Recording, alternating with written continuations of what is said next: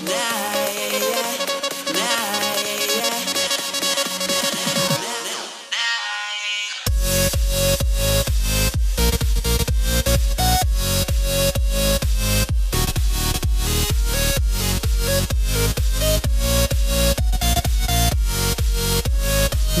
going on, bros and girls? Today I'll be finally bringing you guys the third and final part in my Project PureWhite build video log series. It has been a long time running, and this last part took the longest to produce, mainly because of the tricky video footage I had to take while wiring up this little guy in such a small case. So my apologies in advance for the less than stellar lighting in some shots, as I had to make a compromise between a beautiful shot or properly showing you how to wire things up. If you've been following this series, you know this last part will cover cable management as well as final touches and getting PureWhite up and running. If you want to see the installation of the motherboard, power supply, and the CPU and RAM, just click the annotation or the link to see part 1. For part 2, I covered the installation of the video card, the SSD and optical drive, and there's a link in the description for that too. And if you've been a fan of this series and want to show me some love, just hit the thumbs up button and leave a comment and let me know what you think. I always love hearing from all you cray-cray peoples.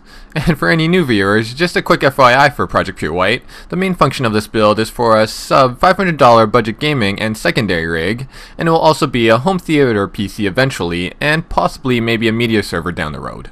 Also, this definitely won't be my last build. Come the end of this year, I'll also be doing a big high-end upgrade to my main rig using either Ivy Bridge E or the top-end Haswell. And I've used Project PureWhite to basically relearn PC building since I haven't done it in forever. And I'm still lining up some sponsors for this top-end build, so if you are a manufacturer or know of manufacturers that want their products featured for this high-end build, just drop me a line via email or PM. Back to this build, I'll list all the parts used in the order of installation in the description, and for current pricing and availability, there will also be some links for you down below. So onto the process, the first thing you want to do when wiring up your rig is figuring out what power cables you need, and with the modular power supply, this is even easier because you can plug in what you need and leave out everything that's not. And in my rig, aside from the two pre-attached motherboard power connectors, I just need to add one PCI Express cable, which is that 6-hole port at the top for my GPU, one SATA that will power both my SSD and optical drive, and one m-itx connector for my second case fan because my particular motherboard can only power the CPU fan and one case fan. So you then attach the modular power cables you need, and if the power cables come in different lengths, obviously just do some general measurements and use the shortest cables you need to save space. Once attached, you can throw your power supply unit back into the case. You will notice that even with the modular PSU, there still is that bird's nest of cables, and you will start to make some effort into cable management. And speaking of cable management, I was going to use the white cable extensions to give it a cleaner look, but the extensions themselves add about $80 to the total price of the build, so to keep it under that $500 mark, I decided to use those white extensions I got on my main rig. But if there is enough interest, I might revisit this build and maybe do a how to cable manage your rig for aesthetics. So let me know in the comments if you'd be interested in that video.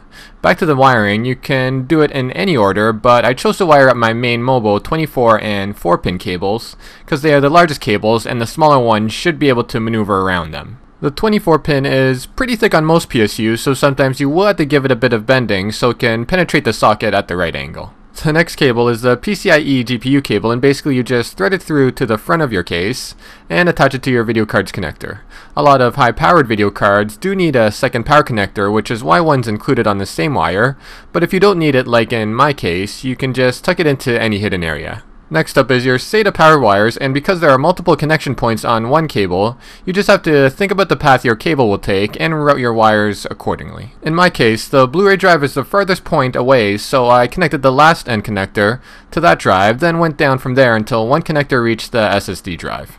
The m-itx cable is pretty easy to wire. You just connect the m-itx to 3-pin fan adapter to one end and attach whatever fan. Note that since this fan connection isn't temperature monitored or connected to the motherboard, it will remain at a constant speed. Next thing I chose to wire up are the SATA data cables, one to the Blu-ray and one to the SSD. And one thing to note is that some cables do have a right-angled connector at the end, and those are good for optical drives where the wire will be routed straight down at the same 90-degree angle. For the SSD drive, I connected it to one of my mobile's white SATA 3 sockets, and I connected the Blu-ray drive to one of the blue SATA 2 sockets. Onto the motherboard fans, the first thing you should make sure is that you're plugging in your CPU fan to the CPU fan connection, as if I'm not mistaken, some motherboards have additional features for their CPU fan connections over the chassis fan connections. Last set of wires to connect are your front panel connectors, and this set is the trickiest, especially for cases like the Prodigy. The first reason is because there's some small connections like the hard drive and power LEDs, as well as the power and reset switches. And the second reason, in the case of the Prodigy, is that the connectors are mounted on the side panel, so you have to make sure you have the panel very close, even when opened, or you may risk bending one of the connectors. So as you've seen on the screen, I connected the USB 3 header first, as it's the largest and the easiest to get at. Next up, I need to connect the audio as well as the switch and LED wires. And to do that, for easier access to insert my things into the holes, I need to first remove the video card temporarily. The switches and LED connector pins are pretty delicate, so just be careful when wiring them up. Once that's all done, you can now put the video card back in and you're pretty much ready for your first boot. When you connect your monitors/peripherals and press the power button and see some lights flash and shit go on your screen, you know you did something right, and after installing an operating system, your build is now complete. And in my case, this is the official end to Project PureWhite. So I hope you guys all enjoyed not just this video, but my entire PureWhite series. I'd really like to hear your thoughts on what you think of this build. Was there parts you would have used instead? Did I make a decent system for my budget?